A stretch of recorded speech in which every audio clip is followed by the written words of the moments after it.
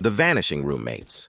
I moved into the apartment last summer, and from day one something felt off about the place. It was cheap, too cheap for the neighborhood, but I couldn't pass it up. The landlord told me the previous tenant, a girl named Jen, was still living there and we'd be sharing the space. No problem, I thought. I wasn't picky. Jen wasn't what I expected. She was quiet, too quiet. She had this weird routine of leaving before dawn and coming back after midnight. I figured she worked odd hours.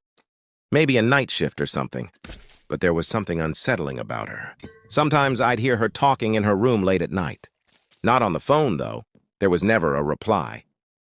Just her voice murmuring words I couldn't make out. When I asked her about it, she'd shrug it off, change the subject, or simply leave the room. Weeks went by like that. I barely saw her. Just enough to exchange a few words here and there. Nothing personal. But what struck me as odd was her room.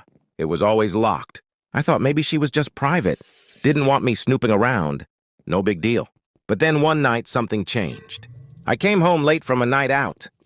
The apartment was dark, the usual hum of city noise outside. As I passed her room, I noticed the door was cracked open. My curiosity got the best of me, so I pushed it open wider and stepped inside. The room was completely empty. No bed, no clothes, no furniture, nothing. It was as if no one had ever lived there. Not a single sign of life. I felt a chill run down my spine.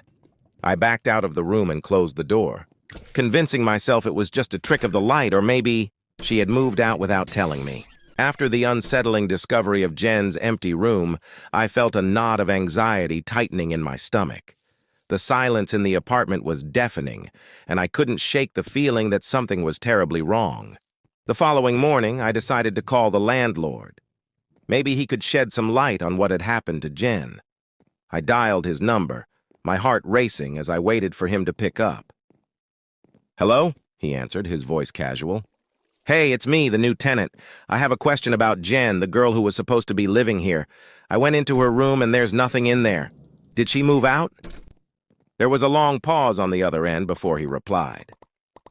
"There's no one named Jen living there." "What do you mean?" I felt my pulse quicken. "That's what you told me when I moved in."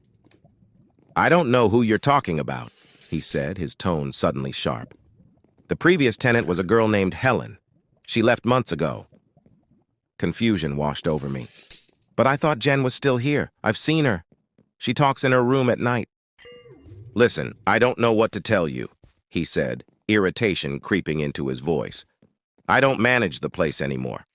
Maybe you're just imagining things." I hung up, my mind racing. Had I really been seeing a ghost?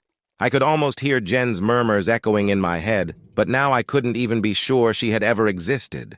I decided to take a closer look around the apartment, hoping to find some clue that would explain this bizarre situation.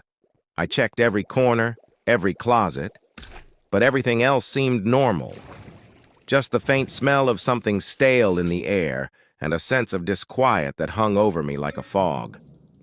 Then I remembered the note I had found in her room, the one that hinted at something sinister. I rushed back, hoping it would provide some clarity. As I entered her empty room again, I scanned the space for anything I might have missed, but all that remained was the coldness of the four walls and the lingering sense of dread. That's when I noticed something on the floor, a piece of paper half hidden beneath the corner of the closet. I bent down and pulled it out. It was a crumpled-up letter addressed to Helen, filled with frantic warnings about strange noises and shadows watching her at night. My breath caught in my throat. The last line chilled me to the bone. "If you're reading this, you need to leave before it's too late." Suddenly, the air grew heavy around me, and I felt a presence behind me. I turned quickly, heart pounding, but the room was still empty. I stumbled backward, clutching the letter, when I realized I wasn't alone.